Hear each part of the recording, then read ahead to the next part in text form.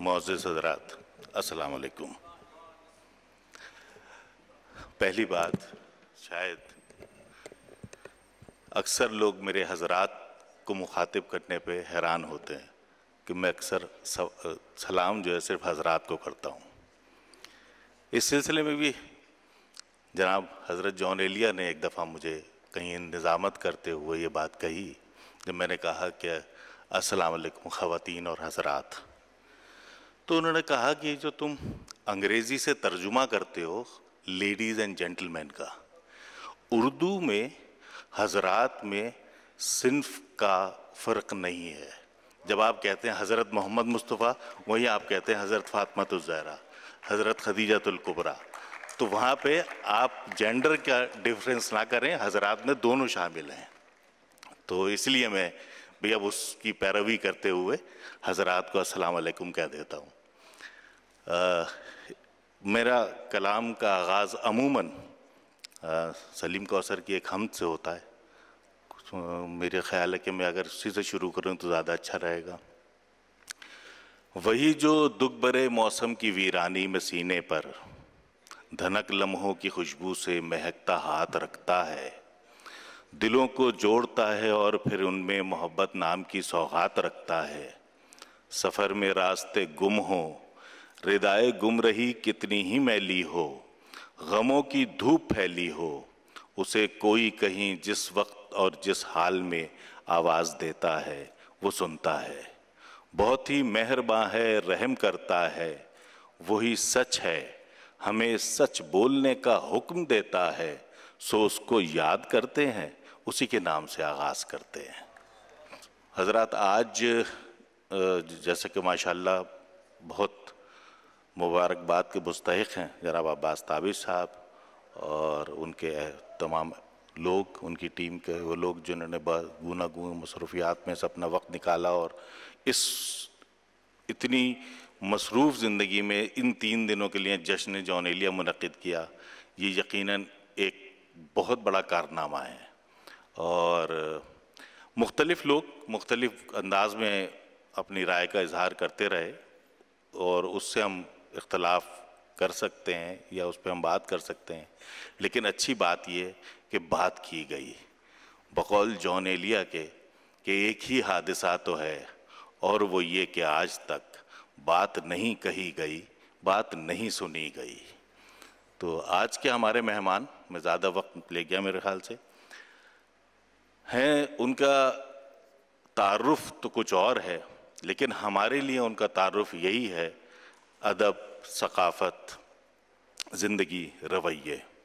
سیاست کے میدان میں رہے، بڑا نام بنایا، نام، اچھا نام، اور ایک جسے کہنا چاہیے کہ خوبصورت شخصیت، جاذب نظر آدمی، انداز تکلم والہانہ اور بہت بہت دلچسپ، بہت اچھی گفتگو کرنے والی شخصیت جس کو لوگ پسند کرتے ہیں۔ آپ تمام لوگ اس کو سراہتے بھی رہے، پسند بھی کرتے رہے، یہ آپ کا بھی شکریہ۔ اور ان کی محنت، ان کی والدہ کی دعائیں ان کے ساتھ تھیں جو انہوں نے اتنی اچھی اور شاندار زندگی کا آغاز کیا۔ میں دعوت دوں گا ہمارے محترم جناب حیدر عباس رضوی صاحب کو، سابق MN، کہ وہ تشریف لائیں اور ہم اس پروگرام کو باقاعدہ آغاز کریں۔ السلام علیکم۔ علیکم السلام۔ جی، کیسے مزاج آپ کے؟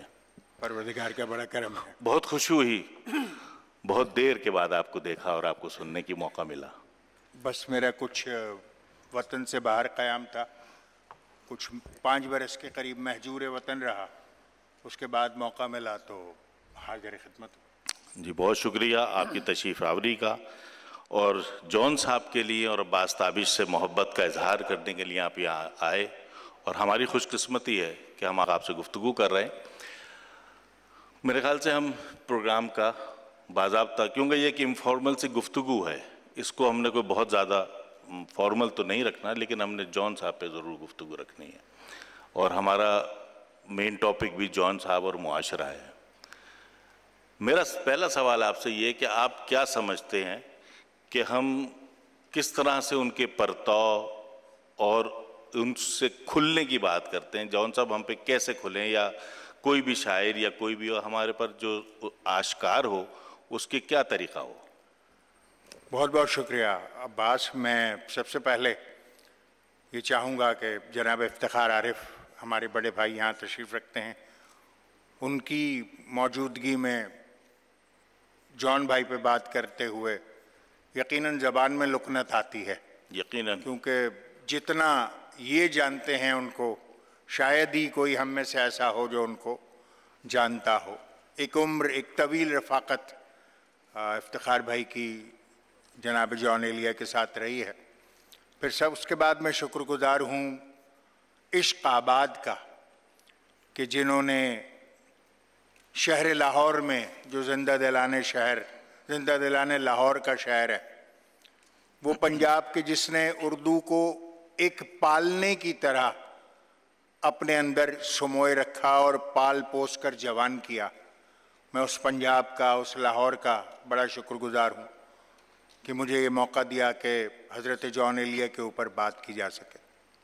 جہاں تک آپ نے بات کی کہ جون کو کیسے کھولا جائے، جون کو کیسے سمجھا جائے، جون کو کیسے جانا جائے، تو مجھے ہمارے اور آپ کے ایک بہت ہی قریبی دوست، کراچی کے ایک بڑے اچھے اور نامور شاعر جناب احمد نوید کا ایک شعر یاد آتا ہے کہ پردے محمل اٹھے تو راز ویرانہ کھلے، تو راز ویرانہ کھلے. پردے محمل اٹھے تو راز ویرانہ کھلے، راز ویرانہ کھلے تب جا کے دیوانہ کھلے، اور اس قدر میں اس کے پیمانے میں آتی جائے گی، اس قدر میں اس کے پیمانے میں آتی جائے گی، جس قدر جس پہ بھی تہداری پیمانہ کھلے. تو جون کو کھولنے کے لیے میرے خیال سے یہ شعر اہم تھے. اب جب جون پر بات ہوگی یا کسی بھی شخصیت پر جو زیر بحث ہو، زیر گفتگو ہو، زیر مطالعہ ہو، زیر تحقیق ہو، تو میرے خیال سے اس کو دو زاویوں سے دیکھا جانا چاہیے. ایک وہ حوالہ جاتی دائرہ کہ جو دنیا نے، جو زمانے نے اس کے لیے متعین کیا، اور ایک وہ حوالہ جاتی دائرہ جس کو آپ انگریزی میں فریم آف ریفرنس کہتے ہیں، اور شاید آپ اس لفظ سے زیادہ مانوس ہو، کہ ایک وہ فریم آف ریفرنس جو کہ دنیا نے اس کو دیا، اور ایک وہ فریم آف ریفرنس کہ جو خود اس نے اپنے لیے متعین کیا. اب وہ پہلا فریم آف ریفرنس کہ جو زمانے نے یا اس دور نے یا اس عہد نے یا اس لمحے مخصوص نے جون کو دیا، وہ ہمیں پہلے دیکھنا پڑے گا. جی. جون سید حسین اصغر نقوی صاحب 1931 میں 14 دسمبر کو امروہہ میں پیدا ہوئے. امروہہ ہندوستان کا ایک ایسا شہر کہ جو دو آبا ہے، جی بالکل، یعنی کہ دو دریاؤں کے بیچ کی زمین ہے، انتہائی زرخیز ہے، اپنی زمین کے اعتبار سے بھی اور اپنے اذہان کے اعتبار سے بھی. وہاں جو ذہن پیدا ہوئے وہ بھی شاندار، اور جو عام پیدا ہوتے ہیں، امروہہ جو دو لفظوں میں اگر توڑا جائے تو وہ عام اور رہو کے لیے مشہور ہے، اور ان دونوں کو جوڑ کے امروہہ بنا ہے یہ لفظ. تو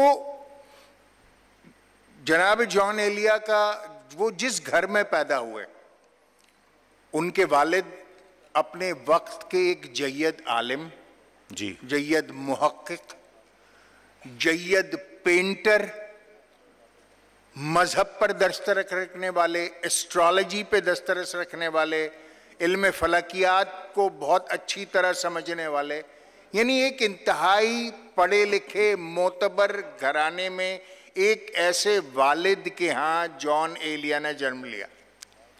جون ایلیا 4 بھائی تھے.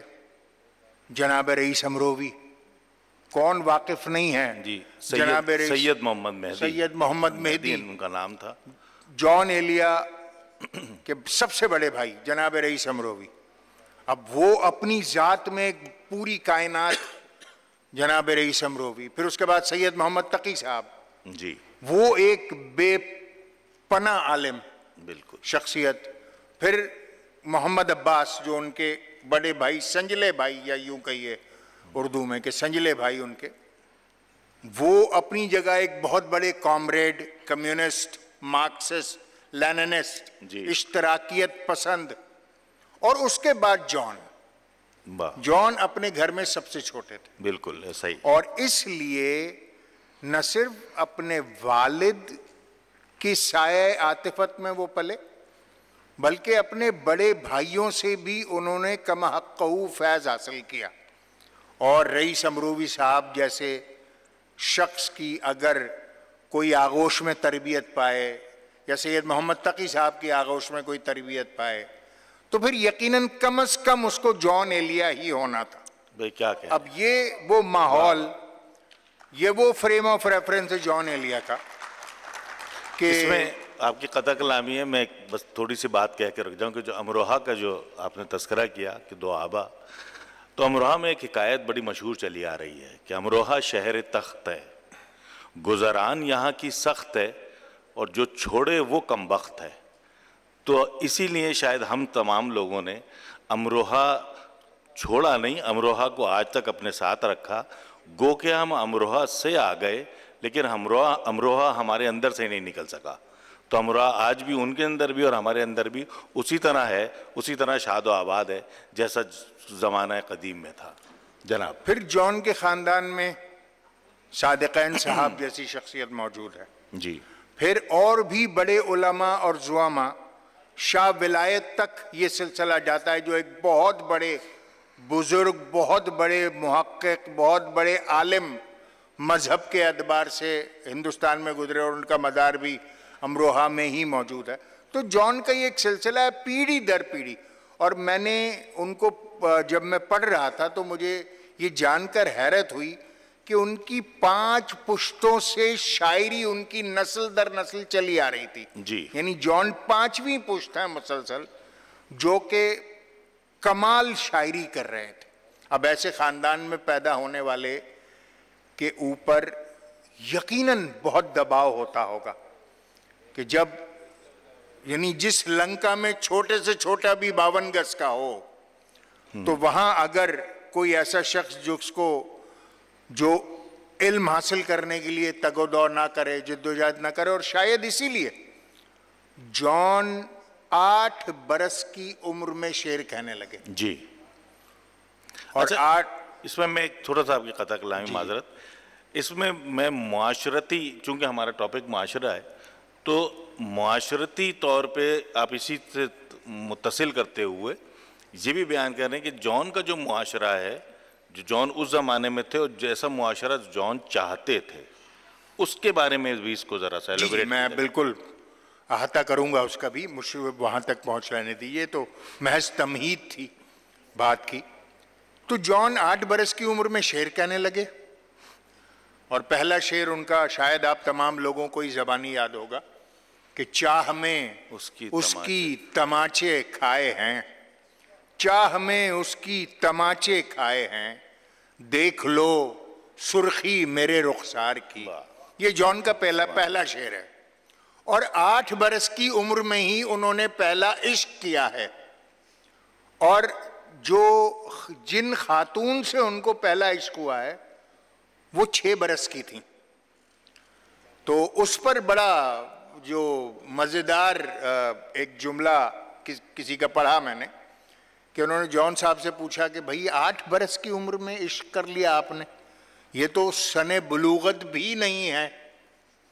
تو جان صاحب نے اس کو یہ جواب دیا کہ میں نے 8 سال کی عمر میں شعر بھی کہا تو میں سن بلوغت کو چھوڑ کے سن بلاغت کی طرف زیادہ توجہ دیتا رہا.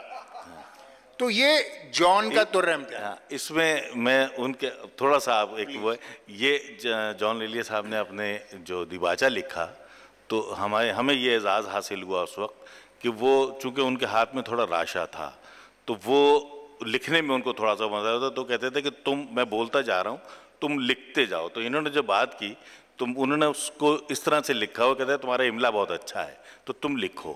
میں لکھتا تھا تو مجھے وہ یاد آ گیا کہ میری زندگی کا 8واں برس انتہائی ماجرا پرور سال تھا.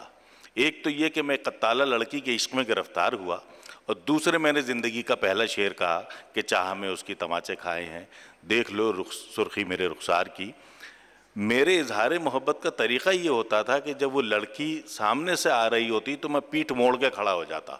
اس کا مقصد یہ تھا, یہ لڑکی میں تجھ سے محبت کرتا ہوں. ایک دن میں گھر میں کھانا کھا رہا تھا تو ہماری محبوبہ گھر میں داخل ہوئی, تو میں نے ان کو دیکھ کے لقمہ ثابت نگل لیا کہ محبوبہ کے سامنے لقمہ چبانے کا عمل غیر جمالیاتی و انتہائی نازیبہ لگا, کہ وہ یہ سوچے گی کہ اس جیسے نحیف و نزار جسم میں معدے اور انتڑیوں جیسی کثیف چیز بھی موجود ہے. تو یہ ان کا وہ تھا. بہرحال تو آپ بالکل ایسے. تو اس کے بعد جان جو ہے ان کو جو ماحول نصیب ہوا, جو علم کا ایک پورا خانوادہ تھا, اس کے بعد جان نے تعلیم حاصل کرنی شروع کی. اور ہمیں یہ جان کر بڑی حیرت ہوتی ہے کہ جان نہ صرف اردو بلکہ فارسی, عربی, سنسکرت, عبرانی, ان تمام زبانوں پر مکمل عبور و دسترس رکھتے تھے. اور باوجود اس کے کہ جان سید حسین اصغر نقوی تھے, انہوں نے عربی, فارسی اور مذہب اپنے شہر کے سب سے بڑے دیوبند مدرسے جس کا نام سید المدارس تھا, وہاں سے انہوں نے عربی, فارسی اور مذہب کی باقاعدہ تعلیم حاصل کی. اس میں یہ بھی میں تھوڑا سا آپ کو بتا دوں گا, ذرا سامعین کے لیے ہوگی بات. وہاں پہ 2 انسٹیٹیوشنز بہت زیادہ اہم تھے. ایک تھا امام المدارس جس میں کہ عموماً اہل تشیع حضرات جاتے تھے, اور ایک تھا سید المدارس. تو ان کا انتخاب سید المدارس کا تھا. انہوں نے امام المدارس کو نہیں منتخب کیا, وہ سید المدارس میں گئے. جناب جی, بس جو اہل سنت اہل تسنن کے حوالے سے تھا. اصل میں بات جب زبان سیکھنے کی ہو اور علم کشید کرنا ہو تو شاید یہ نہیں دیکھا جاتا کہ وہ کہاں سے مل رہا ہے. بالکل. رسالت میں آپ کی حدیث بھی کچھ ایسے ہی ہے کہ علم مومن ایسے وصول کرتا ہے جیسے اس کا کھویا ہوا مال, چاہے کہیں سے بھی ملے. بالکل. تو اس کے بعد جب جان مزید آگے بڑھے تو جان کی شاعری کا سلسلہ شروع ہوا, اور شاعری کے ساتھ ساتھ ہمیں یہ جان کر حیرت ہوتی ہے کہ نہ صرف جان شاعری بلکہ فلسفے کے ساتھ منطق کے ساتھ علم البیان, علم الکلام, اور اس کے ساتھ ساتھ ریاضی جو میتھمیٹکس ہے اس کا باقاعدہ انہوں نے ڈگریز لیں. اس میں ریاضیات کے اوپر ان کا بہت بڑا کام ہے. 22 سے زیادہ ان کی کتابیں ہیں جس میں سے اکثر کتابوں کے نام بھی ہم نہیں جانتے. مطلب یہ بھی ایک المیہ سے کم نہیں ہے کہ جان کو ہم صرف شاعر سمجھتے ہیں. جان کی نثر کی طرف زمانے نے ابھی تک وہ توجہ نہیں کی جو جان کا حق تھی. اگر ہم جان کی نثر کو پڑھیں, یہ فرمود جیسے کتاب آئی ہے, ان کے انشائیے ہیں, اس میں ان کے مضامین ہیں جان کے, جو انہوں نے سسپینس اور عالمی ڈائجسٹ میں جو کچھ مضامین لکھے ہیں وہ تمام اس کا حصہ بنائے ہیں خالد احمد انصاری صاحب نے, جو ایک بہت بڑا احسان ہے ان کا ہم سب کے اوپر. تو وہ تمام اینگلز ہمیں جان کے کھنگالنے اور تلاشنے پڑتے ہیں. پھر اب جہاں اتنا علم کشید کیا جان نے اپنے خاندان سے, مدارس سے, مختلف یونیورسٹی سے, اس کے نتیجے میں ہوا کیا؟ اس کے نتیجے میں ہوا یہ کہ جان کی شخصیت جو بنی وہ ایک انتہائی انقلابی شخصیت کے طور پر وہ سامنے آئے. وہ زمانہ وہ تھا کہ جب پاکستان کی تحریک اپنے زوروں پر تھی جی, اور جان کا گھر کامریڈز کا گھر تھا, سرخوں کا گھر تھا, لیفٹسٹ کا گھر تھا, مارکسسٹ کا گھر تھا. سوائے ان کے والد شفیق ایلیا کے باقی چاہے وہ رئیس امروی صاحب ہوں, چاہے سید محمد تقی صاحب ہوں، چاہے محمد عباس صاحب ہوں، یا ان کے دوست احباب، ان کا حلقہ احباب ہو، وہ اکثریت سے مارکسسٹ اور لیننسٹ تھے، اشتراکیت پسند تھے، اور ان کو باقاعدہ محمد عباس جو ان کے سنجلے بھائی تھے، وہ گھر سے یہ تعلیم دیتے تھے کہ کس طرح گوروں کو اس ملک سے نکالنا ہے اور اس ہندوستان کو آزاد کرانا ہے گوروں سے. بلکہ جان نے تو اپنے دیباچے میں یہاں تک لکھا کہ محمد عباس ان کو بم بنانے کی ترکیبیں سکھاتے تھے. جی یہ لکھا ہے جان نے اپنے دیباچے میں خود جی شاید. انہوں نے یہ بھی لکھا کہ خیرہ سران شوق کا کوئی نہیں ہے جنبہ دار، شہر میں اس گروہ نے کس کو خفا نہیں کیا. بے شک ایسے ہی ہے. تو اس کے نتیجے میں جان نہ صرف انتہائی مارکسسٹ ہوئے، بلکہ جان نے اپنے لیے لفظ استعمال کیا ہے، ایک انہوں نے خیالی محبوبہ تراشی تھی اپنے لیے، اور اپنی نگارشات میں اس کو خط لکھا کرتے تھے. اور فارحہ انہوں نے مختلف جگہ جو ہے وہ نام استعمال کیا ہے، جو بہت سارے لوگوں کا خیال ہے کہ شاید کوئی خاتون رہی ہوں. نہیں، اس میں میں چونکہ میری ان سے بات ہوئی اس ٹاپک پہ بھی، تو اس پہ انہوں نے اس کو یہ کلیئر کیا کہ اصل میں ہوا یہ کہ جب وہ عشق اور یہ سب چیزیں، تو بہرحال جو تو خاتون تھیں، میں یہ نہیں چاہتا تھا کہ کسی کو یہ پتہ چلے کہ وہ کون ہے، وہ کیا ہے. تو میں نے ان کا جو نام جو بھی تھا، اس نام کو ہٹا کے اس شخصیت کے حوالے سے میں نے اس کا نام فارحہ لکھ دیا. اور پھر اس خیالی محبوبہ کو تھیں تو ایگزسٹنس تو تھی ان کی، لیکن انہوں نے نام تبدیل کر کے ان کو پوشیدہ رکھنے کی غرض سے اس کو انہوں نے فارحہ کا نام دیا. اور مطلب عباس بالکل درست کہہ رہے ہیں، انہوں نے ان کا، کیونکہ یہ جان کے بھتیجے ہیں اور ان کا بڑا قرب رہا ہے جان بھائی کے ساتھ، تو ان کو زیادہ پتہ ہوگا. مگر جان نے مختلف وقتوں میں مختلف ناموں کو خط لکھے ہیں اور مختلف پتوں پر خط لکھے ہیں. مطلب کسی کو اٹلی میں خط لکھا ہے فرضی، کسی کو قاہرہ کے پتے پر خط لکھا ہے. اور نکتہ میں یہ عرض کرنا چاہ رہا تھا کہ جان اس خط کے آخر میں اپنے آپ کو جان فوزوی لکھتے تھے.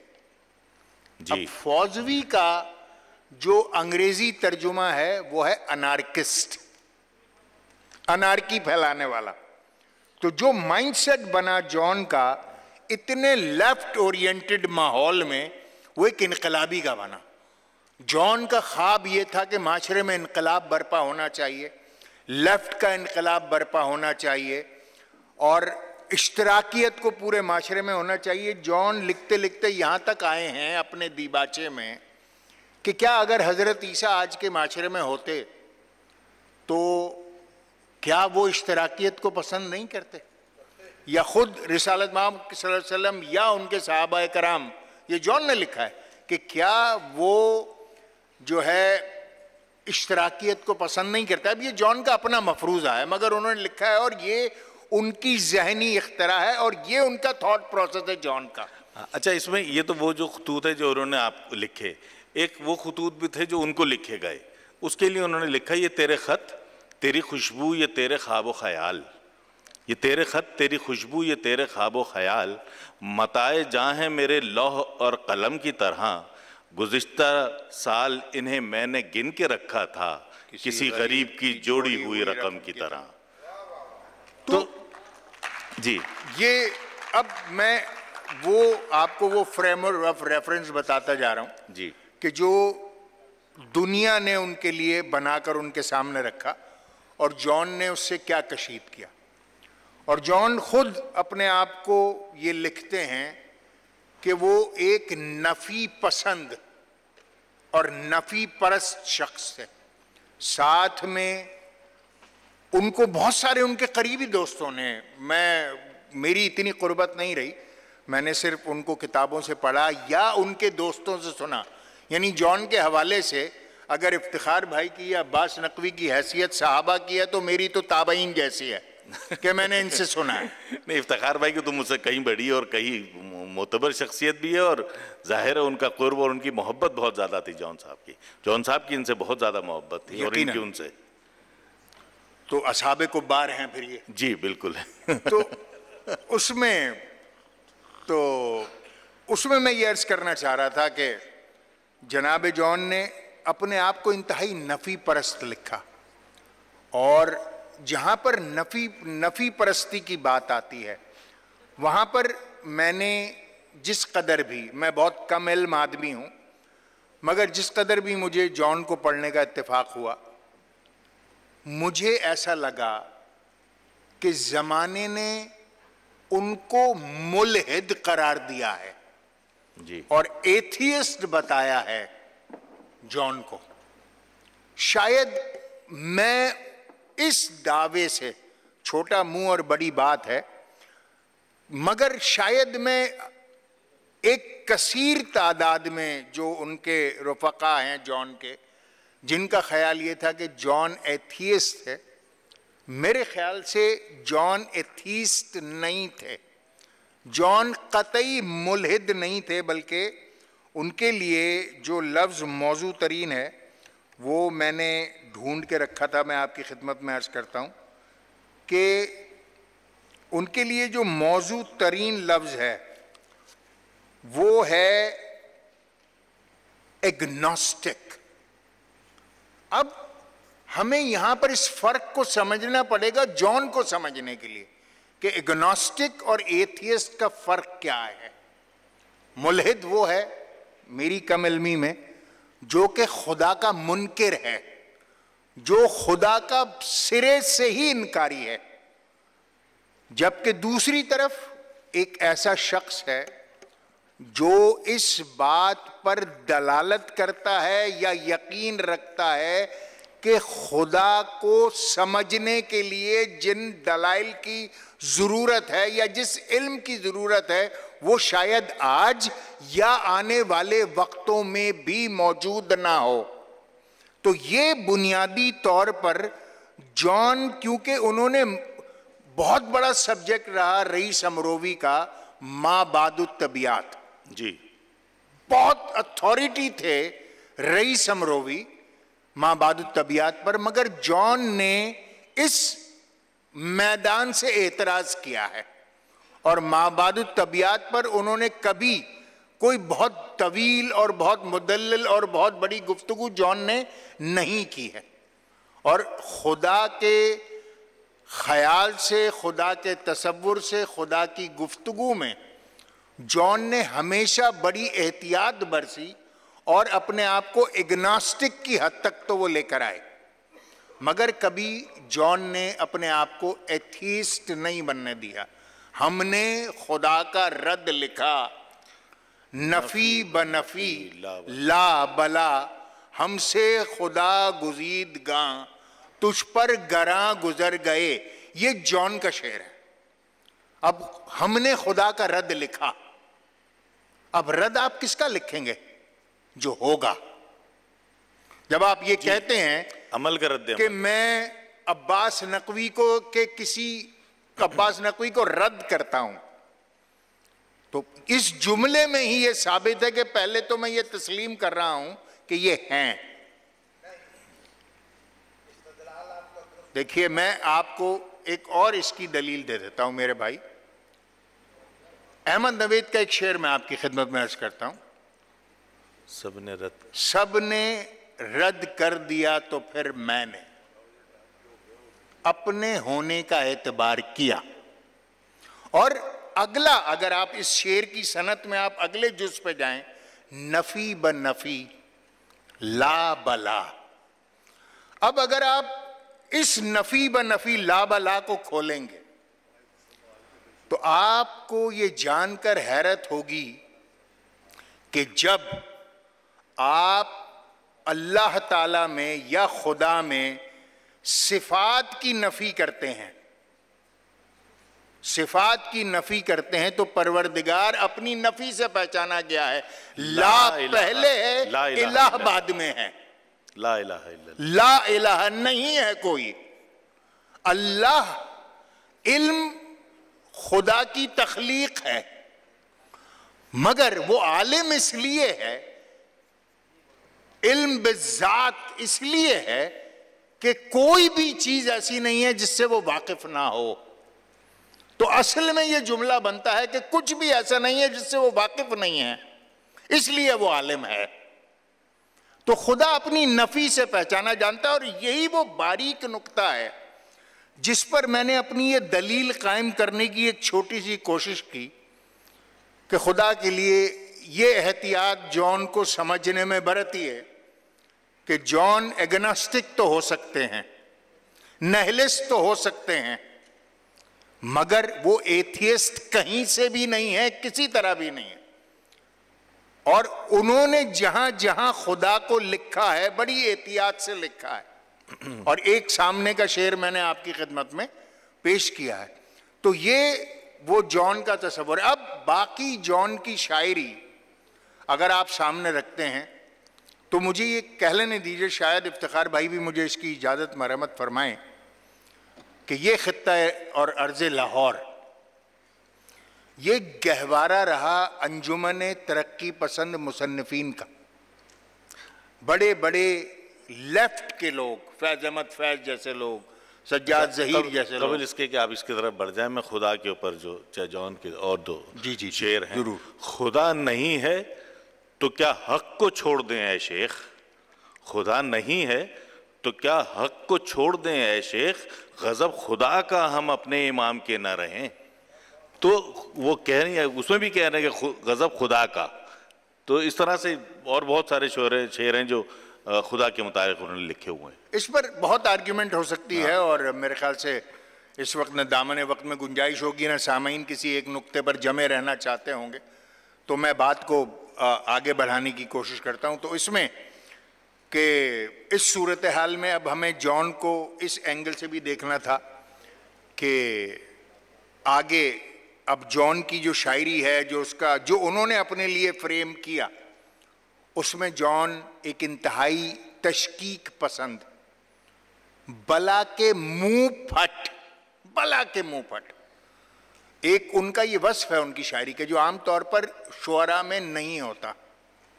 جو عام طور پر شعراء منہ پھٹ نہیں ہوتے اپنے قلم میں, اپنی زبان میں, اپنی تحریر میں, مگر جان کے ہاں یہ رویہ بڑا واضح اور بڑا سامنے کا ہے کہ جان انتہائی منہ پھٹ ہے. کیا تکلف کریں یہ کہنے میں, کیا تکلف کریں یہ کہنے میں, جو بھی خوش ہے ہم اس سے جلتے ہیں.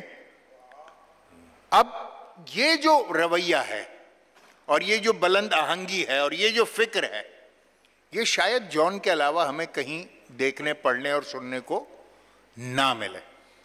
تو یہ وہ ایک اینگل ہے جان کا. اب جان کی آگے شاعری چلتی ہے تو اس میں جان کا اپنا مزاج, جان کا اپنا رویہ. اچھا, میلانات بدلتے ہیں, انسانوں کے خیالات بدلتے ہیں, فکر آگے چلتی ہے, مگر جان اپنے رویوں میں انتہائی سخت اور ریجڈ ہیں. ابھی اتفاق سے ہم یہیں پر ہوٹل کی لابی میں تھے, جی پلیٹیز میں, تو یہاں پر ایک صاحب مل گئے.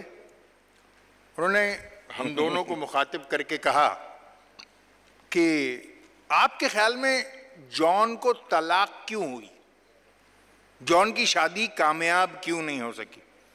تو عباس تو گھر کے بھیدی ہیں, بھتیجے ہیں, مگر شکر ہے انہوں نے لنکا نہیں ڈھائی. مگر میں نے اپنا نقطہ نظر جو ہے وہ ان تک پہنچانے کی ضرور کوشش کی.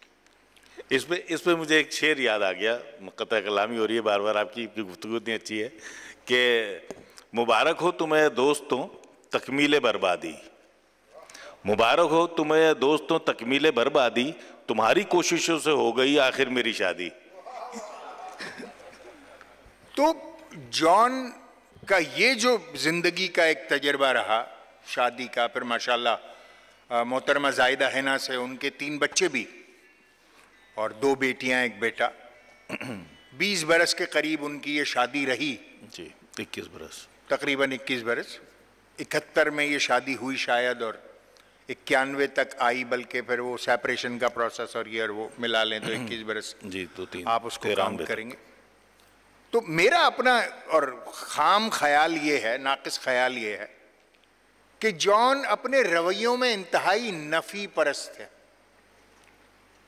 اور عام طور پر نفی پرست انسان ہر چیز کو تشکیک اور نفی کی نگاہ سے دیکھتا ہے، اور اگر یہ صورتحال مستقل رہے تو وہ پھر خود کو آئسولیٹ کرتا چلا جاتا ہے. وہ اپنی آپ کی بھی نفی کرتا ہے، اپنے معاشرے کی بھی نفی کرتا ہے، اپنے اطراف میں قوانین کی بھی نفی کرتا ہے، اپنی سیاست کی بھی نفی کرتا ہے، اپنی معاشرت کی بھی نفی کرتا ہے، اپنے رشتوں کی بھی نفی کرتا ہے.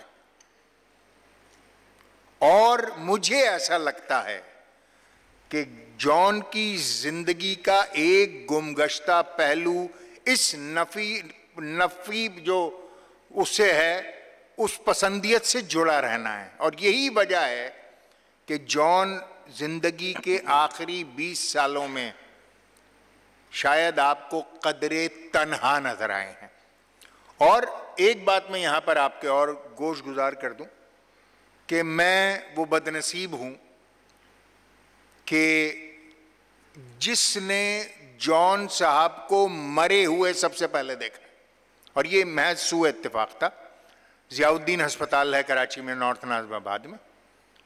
میں اپنے ماموں کی وجہ سے ضیاء احمد رضوی صاحب وہاں پر داخل تھے ہسپتال میں، تو میں ان کی تیمارداری کے لیے وہاں پر موجود تھا. تو ایک گاڑی میں سے نکال کر ایک گٹھڑی کو لے کر چند نوجوان ایمرجنسی کی طرف بھاگے. میں وہیں پر دروازے پر کھڑا تھا، صدر دروازے پر، پھاٹک پہ کھڑا تھا. تو ظاہر ایسی کوئی صورتحال ہوتی ہے تو نہ چاہتے ہوئے بھی انسان دیکھ لیتا ہے. میں نے دیکھا، اور دیکھا تو مجھے ایسا لگا، یقین نہیں تھا کہ شاید یہ کوئی جانی پہچانی شخصیت ہے، مگر میں نہیں پہچان پایا. میں وہ کیچ اپ نہیں کر پایا اس کو کہ یہی جان ہے. مگر اگلے 5 سیکنڈ میں مجھے یہ بالکل کرسٹل کلیئر ہو گیا میرے دماغ میں، ارے یہ تو جان تھے. میں ایمرجنسی میں بھاگا. اچھا اس وقت میں ایم این اے بھی تھا، سرکاری طاقت بھی تھی، مشرف کی حکومت بھی تھی، تو ہم لوگ کافی ایک سیاسی بلا ہوا کرتے تھے. تو اس وقت ڈاکٹر سے جب جو 2 ڈاکٹرز جان ایلیا پہ ایمرجنسی میں ان کو ٹریٹ کرنے کی کوشش کر رہے تھے، تو میں نے بجائے جان بھائی کی طرف دیکھنے کے ڈاکٹر کی آنکھوں میں آنکھیں ڈالی، جیسے استفہامی انداز میں کہ کیا پوزیشن ہے، کیا سچویشن ہے. تو ڈاکٹر نے نفی میں گردن ہلائی. تو وہاں میری سمجھ میں آ گیا کہ جان اب دنیا میں نہیں رہے. پھر میں نے اس کا ہاتھ پکڑا سائیڈ میں، میں نے کہا کیا ہوا؟ تو کہہ رہے ہیں حیدر بھائی بی ڈی ہے، براڈ ڈیڈ کیس ہے. مطلب جب ان کو ہسپتال لایا گیا تو ان کا انتقال ہو چکا تھا. یہ سن کر میں باہر آیا.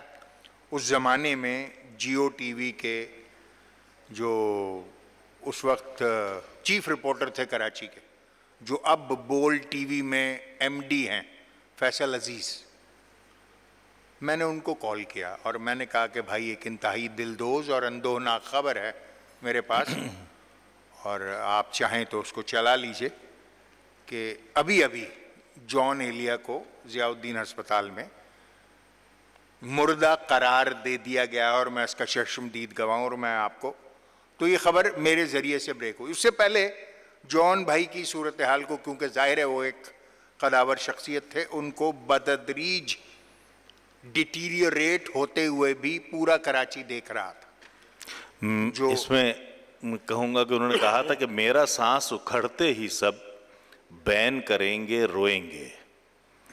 میرا سانس اکھڑتے ہی سب بین کریں گے روئیں گے، یعنی میرے بعد بھی یعنی سانس لیے جاتے ہوں گے. واہ.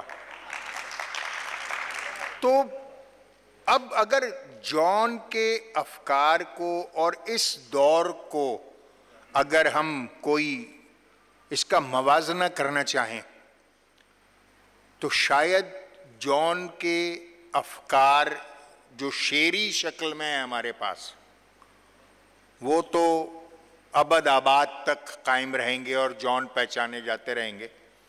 اور 20ویں صدی کا کم از کم آخری نصف جو ہے وہ تو جان ہی جان ہے. جی. مگر ان کی وہ سیاسی معاشرتی فکر اور جو ان کی تھاٹ پروسیس تھا شاید اب وہ اس معاشرے میں ویلڈ نہ ہو. ان جو طرز فکر، میں مثال کے طور پر آپ کو ایک مثال دوں کہ جان کی جو پہلی کتاب ہے شاید، بقول جان ایلیا کے کہ وہ اس کتاب میں 30 برس کی شاعری ہے ان کی جی، اور 30 برس تک جان نے وہ کتاب نہیں چھاپی. 30 برس، اتنے قداور شاعر کے لیے 30 برس بغیر کسی مجموعہ کلام کے زندہ رہنا. اصل میں اس میں ایک بات میں اور تھوڑی سی وہ کر دوں وضاحت کہ وہ 30 برس کی نہیں تھی شاعری. اگر ہم اس حوالے سے لے لیں 8 برس کی عمر سے انہوں نے لکھا تو 60 برس کی عمر میں ان کا آیا کلام پہلی دفعہ. 58 یا 57 سال 50 برس 50 برس کی تقریباً شاعری تھی وہ، جس پہ انہوں نے کر بھی دیا ہے. پہلا جو ان کا شاید کا حصہ ہے وہ 1954 تک ہے، یعنی 1954 کے بعد کا ہے، اور جو آخری حصہ ہے وہ 1954 سے اور اس وقت تک کی شاعری ہے. اس کو انہوں نے بیچ میں سے پارٹیشن بھی کر دیا تھا. تو اس پر جان سے بڑے سوالات ہوئے ہیں کہ بھائی آخر کیا وجہ ہے، کیوں آپ نے اتنی دیر کی اس مجموعہ کلام کو مرتب کر کے چھاپنے میں. اس کا جواب جان نے خود دیا ہے، اور شاید یہ فکر اب موجود نہ ہو فی زمانہ. انہوں نے کہا کہ میں چھوٹا تھا، 10-12 برس کے رہے ہوں گے. جی.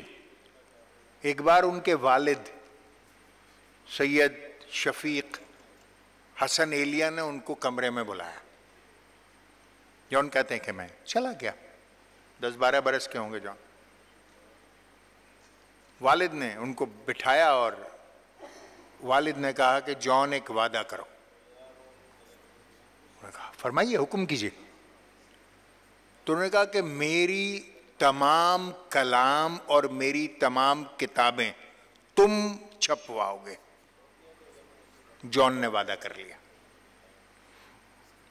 مگر جان یہ کہتے ہیں کہ ان کا جو کچھ بھی کلام تھا یا جتنی بھی کتابیں تھیں یا جو مسودے تھے وہ زمانے کی دست برد سے محفوظ نہ رہ سکے، اور سوائے چند ایک مضامین کے جان کے ہاتھ کچھ بھی نہیں لگا.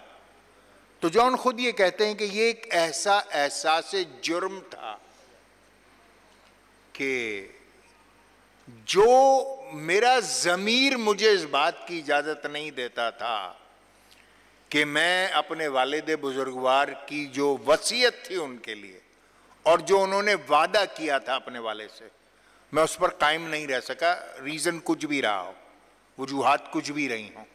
تو اس لیے وہ ایک یہ تقاضا ہے تہذیب کا، تمدن کا، اور ایک تو مشتاق احمد یوسفی صاحب نے بھی جو لکھا ہے جان ایلیا کے انتقال کے بعد کہ جان کی آخری عمر جو تھی اس میں پیسے بہت زیادہ نہیں تھے جان کے پاس، اور اس کی بنیادی وجہ یہ تھی کہ جو ان کا آبائی مکان تھا جس گھر میں وہ بھائی رہتے تھے، اس کی جو تقسیم تھی وہ نہیں ہو پا رہی تھی کہ کچھ پیسے کسی لوگوں کو ہاتھ آ جاتے. وہ مکان بڑی مشکلوں سے ٹکڑوں ٹکڑوں میں کر کے بکا ہے. تو وہ ایک دوست مشتاق احمد یوسفی صاحب لکھتے ہیں آن ریکارڈ کہ 90s کی بات ہے، تو رات کے 2 بجے دوست کا دروازہ دستک ہوا، اس پہ دستک ہوئی. تو اس نے دروازہ کھولا، رات کے 2 بجے جان کھڑے. تو جان نے اپنے دوست سے جو انتہائی قریبی دوست ہیں ان سے یہ کہا کہ میں بالکل ہوش و حواس میں ہوں، اب اس سے زیادہ میں احتیاط نہیں کر سکتا ہوں، تو تم ایسا کرو کہ میرے بھائی سے بات کرا دو، میری بڑے بھائی سے. تو انہوں نے کہا مطلب کس حوالے سے، کیا مطلب کیا بات کرنی ہے؟ تو کہہ رہے ہیں بھائی وہ جو مکان کا قضیہ ہے وہ حل نہیں ہونے پا رہا، اور میرے پاس پیسے نہیں ہیں، اور میں چاہتا ہوں کہ میرے بھائی تک یہ میسج پہنچے کہ وہ جلدی اس مکان کو فروخت کریں اور اس کے بعد جو ہے وہ مکان مجھے ملے.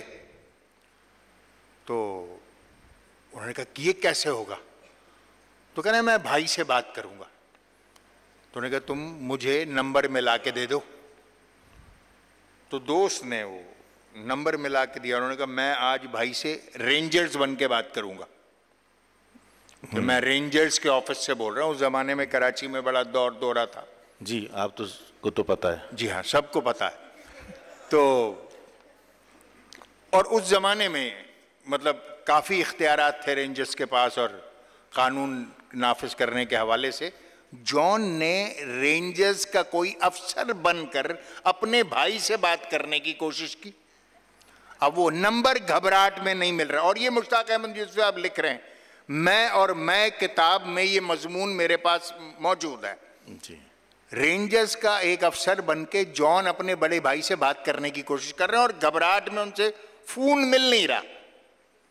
اور آخر میں دوست نے جان کو فون ملا کے دیا. نہیں اس میں ایک جملہ تھا ان کا کہ بالغ تمہارے فون کے سوراخ ٹھیک نہیں بنے ہوئے. مطلب اس لیے کہ وہ بار بار کوشش کر رہے تو نمبر رانگ مل رہا تھا. تو انہوں نے بجائے یہ کہنے کہ مجھ سے مل نہیں رہا انہوں نے کہا یہ نمبر غلط ملے ہوئے ہیں تمہارے لکھے ہوئے ہیں اعداد غلط ہیں اس رنگ اس میں. تو بہرحال ان کے دوست نے ملا کے دے دیا. اور جب انہوں نے فون جب بیل گئی تو وہ جان کو پکڑایا.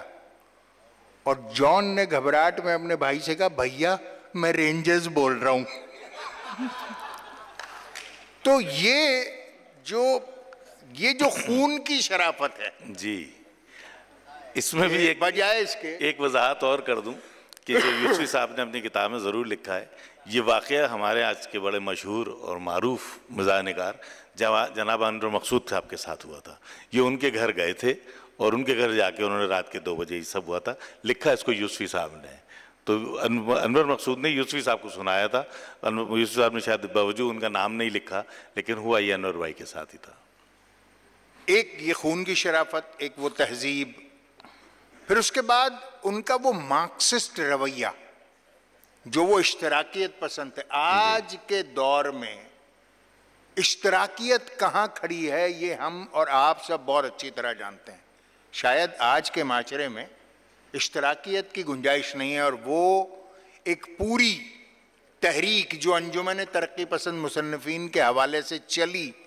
افتخار بھائی اگر مجھے اجازت دیں تو میں یہ لبرٹی لینا چاہتا ہوں کہ میں یہ کہہ دوں کہ جان شاید ترقی پسند مصنفین پر یقین رکھنے والے آخری شاعر تھے. اس کے بعد جو اشتراکیت ہے, لیننزم ہے, مارکسزم ہے, یہ ساری چیزیں پس پردہ چلی گئیں اور پھر جدیدیت نے اس کی جگہ لے لی. تو جان وہ آخری آدمی ہے جس کو محمد حسین آزاد ہندوستان سے لاہور لے کر آئے 1924 میں, اور اس کے بعد ایک شخصیات کا انجمن ترقی پسند مصنفین کی لاہور نے جتنے پیدا کیے شاید ہی کسی اور شہر نے اتنے لوگ مارکس اور لینن اور یہ ساری اشتراکیت پر مبنی نظام کو شاعر, ادیب, صحافی جو لاہور نے پیدا کیے شاید کسی اور شہر نے نہ کیا. مگر جان اس سلسلے کے آخری شاعر تھے. اس کے بعد یہ سلسلہ ختم ہو گیا. تو اب ایک مارکسسٹ جان, ایک لیننسٹ جان, ایک انتہائی مہذب جان, ایک انتہائی شائستہ جان اور ایک انتہائی انارکسٹ جان, اور ایک انتہائی اپنے ذہن میں لبرل جان. اب آج کے معاشرے میں یعنی جان خود لکھتے ہیں کہ جان کا خیال ہے کہ کمیونسٹ پارٹی آف انڈیا نے تصور پاکستان کو سپورٹ کیا تھا اور قیام پاکستان کے حق میں تھی کمیونسٹ پارٹی آف انڈیا. اور اس وقت کے سب سے بڑے مذہبی عالم جو امام الہند کہلاتے تھے, جناب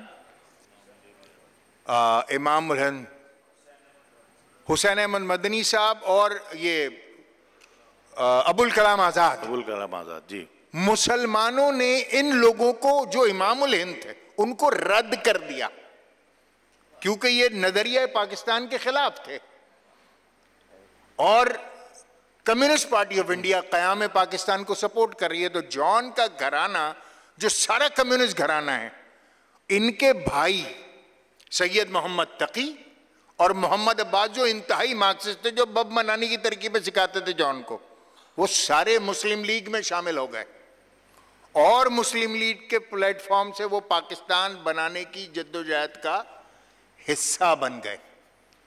تو وہ جو کہ استعمار کے خلاف، امپیریلزم کے خلاف، جو کہ اشتراکیت کا لمبردار جان، نفی پرست جان، انتہائی سختی سے اپنے موقف سے جڑا رہنے والا جان، چاہے اس کا نقصان کچھ بھی ہو، گھر چلا گیا، بار چلا گیا، سب کچھ، پیسہ، دولت، ساری چیزیں چلی گئیں، ایسے جان کی آج کے معاشرے میں فکری طور پر اس تھاٹ کی گنجائش کہاں ہے؟ میرے خیال سے ہم میں سے کوئی اشتراکیت پر یقین نہیں رکھتا۔ نفی پسندی، ہم سب اپنے اپنے وقتوں میں نفی پسند رہے ہیں اپنے رویوں میں، اور زندگی میں کہیں نہ کہیں وہ مقامات ہم سب کی زندگی میں آتے ہیں جب ہم یہ سوچنے پر مجبور ہوتے ہیں یار سب بیکار ہے، سب مایا ہے، میری محنت کا مجھے کوئی صلہ نہیں ملا، پاکستان کی ہمیں ضرورت نہیں ہے، ہم اور اب کہیں اور چلے جائیں گے۔ اور یہ سارا تھاٹ پروسیس ہم میں سے تمام لوگوں کا ہے، فرسٹریشنز ہیں، اور جب فرسٹریشنز ہوتی ہیں انسان نفی پرست ہوتا ہے، مگر جیسے جیسے صورتحال سنبھلتی جاتی ہے آہستہ آہستہ تو انسان نفی پرستی کو پس پشت ڈال کر آپٹمسٹک بھی ہوتا ہے۔ بالکل ہونا بھی چاہیے، مگر جان کے ساتھ ایسا نہیں ہوا۔ جان کے پاس ایسا کوئی آثار نہیں ملتے، ایک انتہائی باغی جان، تاریخ نے قوموں کو دیا ہے یہی پیغام، حق مانگنا توہین ہے، حق چھین لیا جائے، یہ جان۔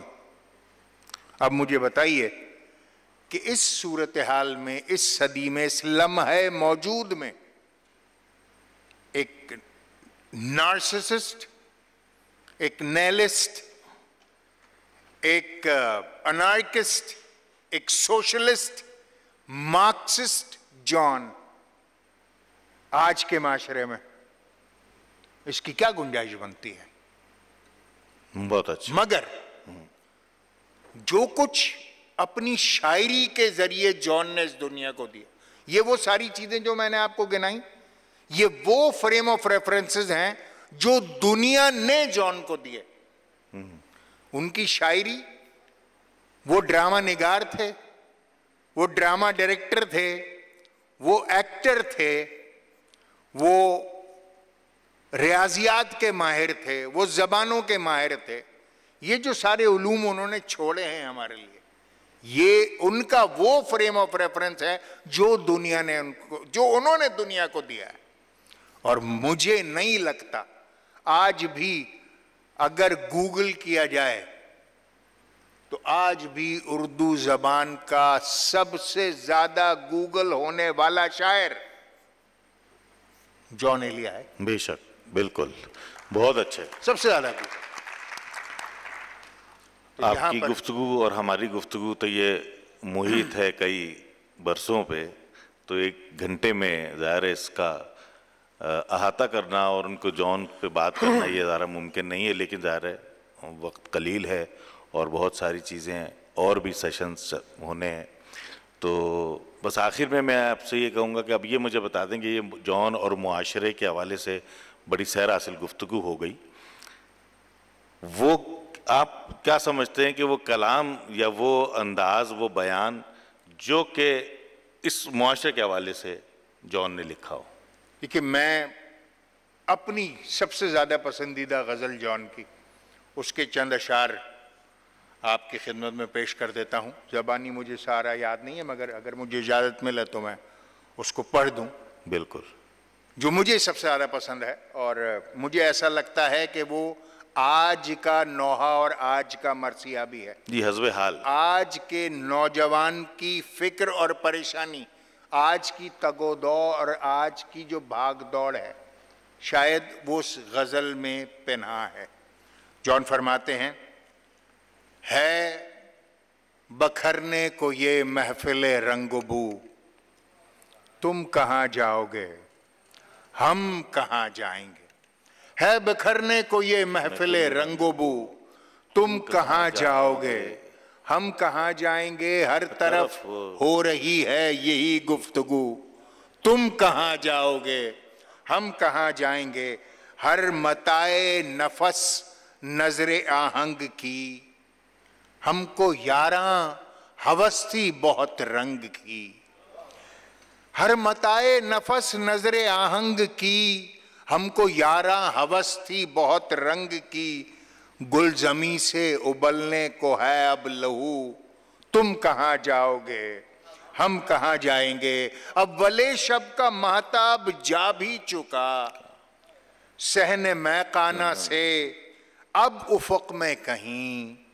اول شب کا مہتاب جا بھی چکا، صحن میخانہ سے اب افق میں کہیں۔ آخر شب ہے خالی ہیں جام و صبو، تم کہاں جاؤ گے ہم کہاں جائیں گے۔ اور کوئی حاصل نہ تھا آرزو کا مگر، کوئی حاصل نہ تھا آرزو کا مگر۔ سانحہ یہ ہے اب آرزو بھی نہیں، سانحہ یہ ہے اب آرزو بھی نہیں۔ وقت کی اس مسافت میں بے آرزو، تم کہاں جاؤ گے ہم کہاں جائیں گے۔ کس قدر دور سے لوٹ کر آئے ہیں، یوں کہو عمر برباد کر آئے ہیں۔ کس قدر دور سے لوٹ کر آئے ہیں، یوں کہو عمر برباد کر آئے ہیں۔ تھا سراب اپنا سرمایہ جستجو، تم کہاں جاؤ گے ہم کہاں جائیں گے۔ اور ایک جنوں تھا کہ آباد ہو شہر جاں، ایک جنوں تھا کہ آباد ہو شہر جاں۔ اور آباد جب شہر جاں ہو گیا، ہیں یہ سرگوشیاں در بدر کو بکو، تم کہاں جاؤ گے ہم کہاں جائیں گے۔ اور دشت میں رقص شوق بہار اب کہاں، باد پیمائی دیوانہ وار اب کہاں۔ بس گزرنے کو ہے موسم ہاؤ ہو، تم کہاں جاؤ گے ہم کہاں جائیں گے۔ اور آخری اس کا شعر ہے کہ ہم ہیں رسوا کنے دلی و لکھنؤ، ہم ہیں رسوا کنے دلی و لکھنؤ۔ اپنی کیا زندگی اپنی کیا آبرو، ہم ہیں رسوا کنے دلی و لکھنؤ۔ اپنی کیا زندگی اپنی کیا آبرو، میر دلی سے نکلے گئے لکھنؤ، تم کہاں جاؤ گے ہم کہاں جائیں گے۔ آپ کی سماعتوں کا بہت شکریہ۔ تمام